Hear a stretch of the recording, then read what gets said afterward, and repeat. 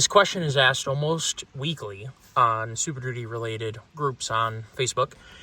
And I also received an email from a new Ford Super Duty owner asking me to clarify how the locking hubs work on a Ford. So I wanted to make another video to make sure that I very clearly explain it because it's important. People are asking for it. And I realize that some of you guys have had Fords for, 20 years with this feature. You may know, but there are new drivers of Fords who are asking the question, and they deserve an answer. So this is for you guys.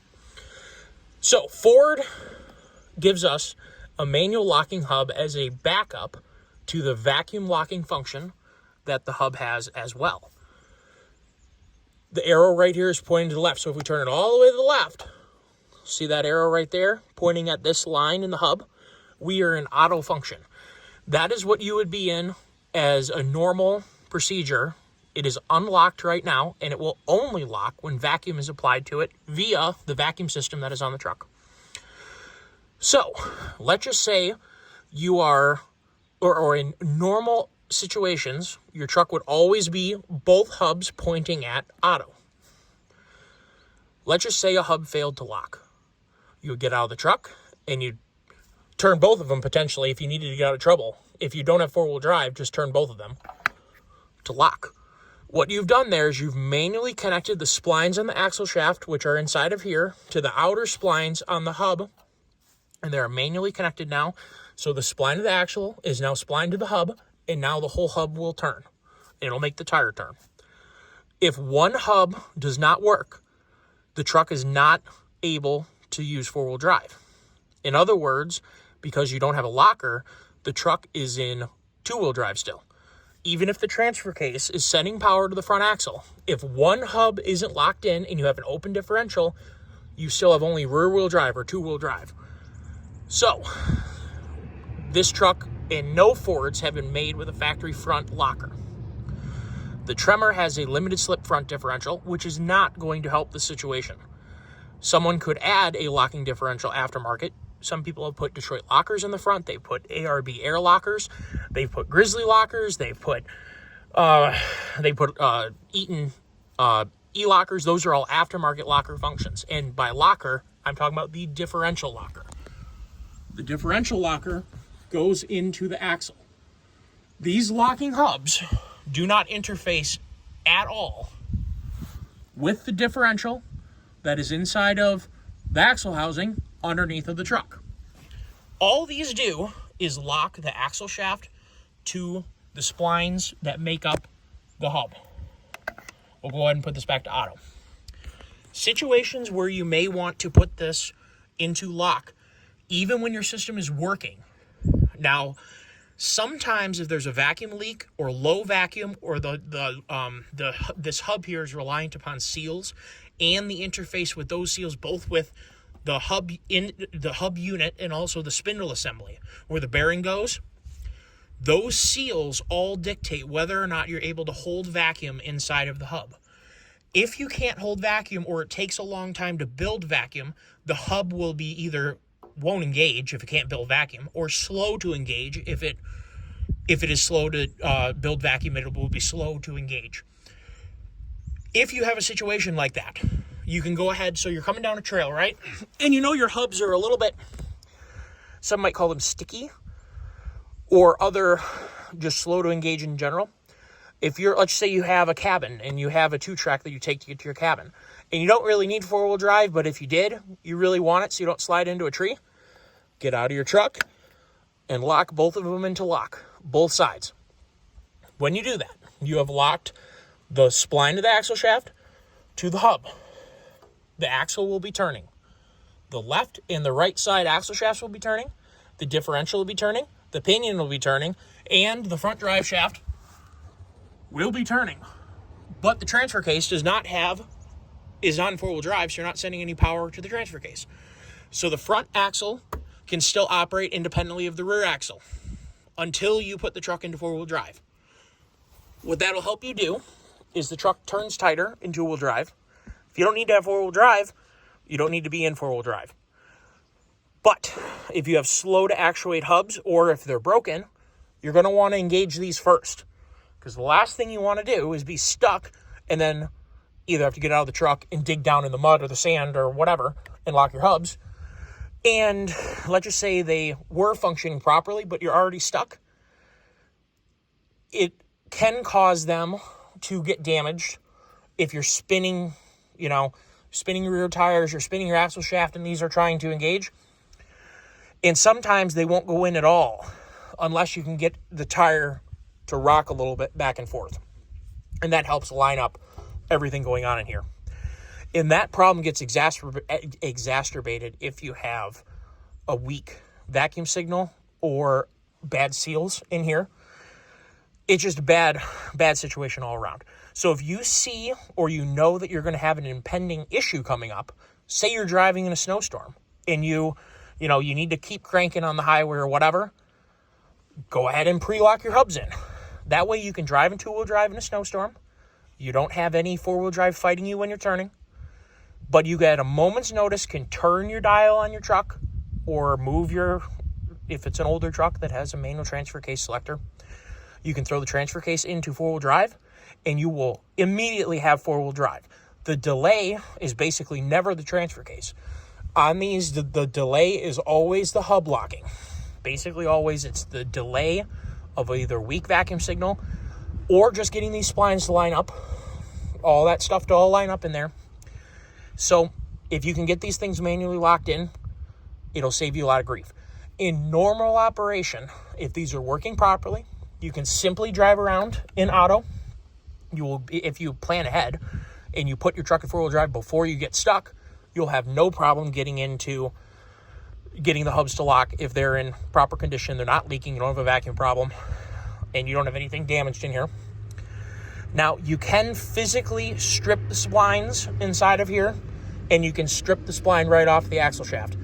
If that were to happen, that would be a total failure of your outer axle shaft components.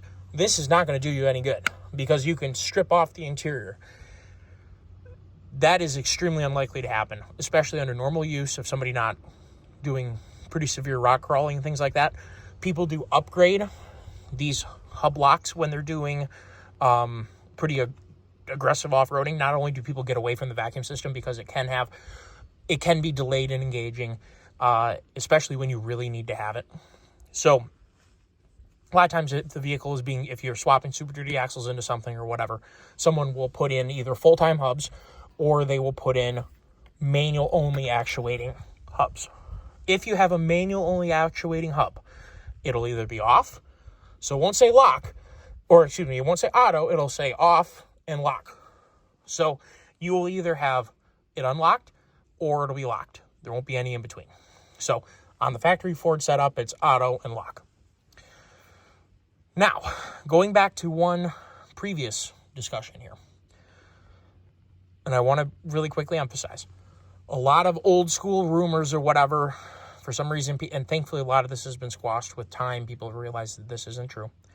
You're not locking your front axle by turning the lock into lock. So if I turn both into lock right now, both may be, your axle hubs are locked. You do not lock the differential. There's no communication between this twist and the differential in the middle. Let's just say in a fantasy world, if you could have a manually engaged front locking differential simply by turning some twisties on the outer, that'd be pretty darn cool, and we'd all want to have that because that would be super duper cool. Unfortunately, that doesn't exist. It's not a thing, never has been a thing. There is no communication between this twister and this differential way over there. Now let's stem some quick total misinformation that goes around. For a lot of years, Dodge used full-time front axles. My 2003 one-ton single-wheel Dodge has a full-time front axle. It does not have an axle disconnect. Second-gen Dodges with Dana 60s, they're a low-pinion Dana 60, they have an axle disconnect off to the side, over on this axle shaft on this side, and it literally makes this axle shaft, this big long one, it gets cut in half basically, and then there's a selector with just like a transfer case, and actually just like a PTO drive for like a hydraulic PTO on a transmission or a transfer case. It literally has a collet that moves back and forth with a shift fork, and it engages or disengages the right axle from the differential. On a Dodge that has that disconnect off to the side, the Jeeps have them, JKs and JLs. Chevys use the exact same thing. They don't disconnect the hubs. They disconnect right up here on, in this case, it would be an independent differential. So independent front suspension with a differential that's in the middle, and then they have CV shafts that go off on each side. Chevy has a little disconnector, same thing, shift fork, and in this case it's got a plunger actuator that you can shim locked with a socket if you needed to. If it failed, you can literally put, I think it's a 12 millimeter socket or something. I think it's a deep well 12 millimeter, and you shim that actuator locked. On those systems, the left side is spinning all the time. The wheel spins the hub spins the CV shaft spins the left side of the differential, which spins the differential. And usually you'll find that the drive shaft spins. It depends. Sometimes it doesn't. But the right side of the axle shaft coming out of the differential will also likely spin. And the axle shaft on this side, in theory, would also spin. And so would the tire on this side, because it's contacting the ground, the hub, and the CV shaft. So everything is spinning up here. It's just that it's not connected together. By doing that, you eliminate the drag when you turn between the two, but you're not really removing any of the parasitic loss of the whole front end turning. And your CV shafts are turning, your differential's still turning, likely your drive shaft is still turning, your T-case is not sending power to the front. But that situation, and this is common for Chevy trucks and SUVs, Jeeps, JK and JL and Gladiator, and like second gen Dodge, third gen Dodges with a disconnecting front axle, and all new Dodges too. They all have the same disconnect right up here on the right side of the axle shaft. They're spinning everything all the time. Going back to my full-time axle on my Dodge that does not have any form of front axle disconnect. It has full-time hubs and it doesn't have an axle disconnect. Everything is also spinning. And on that truck, all you're doing is disengaging and re-engaging the transfer case to get four-wheel drive or four-low or to just send power to the front end. There is probably some parts where lifespan loss by doing it that way. If it was extreme, so much heat would build up in the differential, in the CV shafts, in the hub, that parts would melt. It is not an extreme loss of fuel economy, and it is not an extreme amount of drag when you turn with a full-time front axle when you have an open differential. If you had a front locking differential, by that I mean like a Detroit or a spool, you would probably notice some drag in the front axle when you turned in two-wheel drive. When you have an open differential and the axles locked together, the differential is functioning as a differential. It allows, by definition, a differential speed between the left or the right tire and the left tire. You won't notice it doing that at all, or you won't notice that it is locked up at all. You won't see, if I were to turn both of these hub locks to locked and then go for a drive, you may see a 1/10 of a mile a gallon loss, but you probably won't even see a 1/10 of a mile a gallon average lost in the real world if you drive exactly the same. If you drive differently, obviously, if you drove it more aggressively, you would burn more fuel, obviously, but that's not related to the hubs being locked. So I want to let everybody know it isn't a huge deal to lock your hubs in. It is not a huge deal if your front end were to have, like I had to have my left side hub failed. I had to have that rebuilt. It took me a couple weeks to get into the Ford dealer with an appointment. And by that point, I also needed to have the rear axle replaced on this 2023 Super Duty. I drove it around with the left front hub twisted full time because I commonly need to use four-wheel drive. So I didn't want to have to get out of the truck and lock it up every single time. Doesn't hurt anything. Doesn't decrease fuel economy at all. It didn't for me. I can tell you my Dodge fuel economy is more related to your driving style and the environment to which you're driving. People who live in the mountains or at high altitude, your fuel economy goes to crap. People who are in extremely hot air, it's not really helping fuel economy because the air is so unbelievably hot. Everything gets hot. You're not getting great fuel economy. People in extremely cold environments, again, you need a lot of fuel to go with that air, so not helping your fuel economy. Best fuel economy you're going to get is pretty nominal, comfortable 60, 70 degree air temps. As long as you have a clean air filter, you're going to get the best fuel economy. If you don't drive with a heavy foot, if you're not towing anything, if you don't level your truck and you have a lower truck, anytime you decrease air drag, you're going to increase fuel economy. Those are all things that make a relevant difference to fuel economy. Having the front end either full-time or locking in your hubs. Say, like I said, if you want to plan ahead, I got caught one time. I was driving up to go hunting. There's a section of I-75 between Grayling and Gaylord that is dark, hilly, scary, a lot of drifting snow, and just all around miserable. And I drove up because this was during college, weekend warrior stuff, driving up on a Friday night late after I got out of college to go hunting. Holy mackerel, that was a scary drive.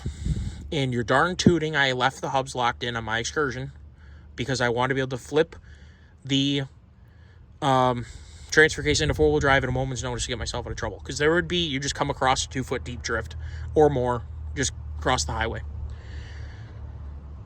That is a situation, because that truck was converted to manual locking hubs only. I twisted them in, usually in the wintertime on my excursion with the manual locking hubs that doesn't have any vacuum system anymore.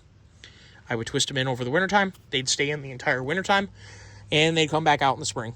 And then more or less I would drive the truck with the hubs full-time unlocked all year, or all, summertime. And then I'd lock them back in the fall during the hunting season when you commonly need to use, four-wheel drive. So I wanted to give a full description of how this works, and I want to reiterate one more time here. When you have an open differential and one hub doesn't lock, it is impossible for any power to go from the transfer case to the tire. Because with an open differential, as soon as you don't have a hub locked, if there's any resistance on the other tire, the power is all going to get sent to this side, except for, wait a minute, this side isn't being driven by the drive shaft or the axle shaft. So if you have an open differential and you don't have a hub locked, or if you break an axle shaft, you're going to have two-wheel drive. If you have a locker, or if you break a hub, which is probably more likely than breaking an axle shaft, but if you have a front locker, like a selectable locker, like an e-locker, and if you break a hub, or if you break an axle shaft, you'll have three-wheel drive if you have a locker in the rear. If you have an open differential and you get stuck, or if you have a G80 from GM, they're terrible. When you bog out a GM and you have a G80, you're going to spin one wheel in the back and no more. They don't stay locked in. If you don't have a front locker of some type, you're going to spin one or the other, and it's going to be the tire that has the least amount of traction will be the one that spins. One of the things you can do if you do have a selectable front locker and you want to be able to turn a little bit tighter, because if you are front locked, rear locked, both hubs are engaged. So all four tires are getting the equal amount of power, and you don't have all-wheel drive because it's a four-wheel drive vehicle, so equal amounts of power going to the front and to the back, or to the, to the back and to the front. If you lock one hub in, you will turn a smidgen tighter. So that's one way you can use disconnecting hubs to benefit you, is if you have a front locker, you engage front locker, you're engaged in the rear, and you want to turn just a smidgen tighter, you can go ahead and unlock one of your hubs, and it will allow you to turn just a smidgen tighter. If you want to set the truck up for real success, would be to, and turn tight in four-wheel drive, you leave the rear locker unlocked, you lock the front end. That is the maximum amount of traction you're going to get for the best turning radius you can have. So, I think I've pretty well covered stuff. What do you guys think? If you have any other questions, and I'm so happy to hear about new truck owners having questions, do not feel in any way, or you're not burning me at all by asking questions. I welcome it. I appreciate it. I hope that I've covered now all of your questions. If you have any more questions, please feel free to comment on the video, comment on the community tab, go to Patreon. I think there's a way to comment there. I put that link in my thing. Please like and subscribe if you enjoyed the video or if you learned something. Leave a comment if you have any questions, concerns, whatever. I put my email usually in the videos too. Shame on me if I forget to put that in there. Feel free to email me. That's how the one guy got a hold of me. And I wanted to, clearly I didn't cover all the points that needed to be covered the first time, so we did it again. I hope that I covered all the points. If there's anything else you guys have questions on, please reach out. I really, really appreciate it. Have an awesome day.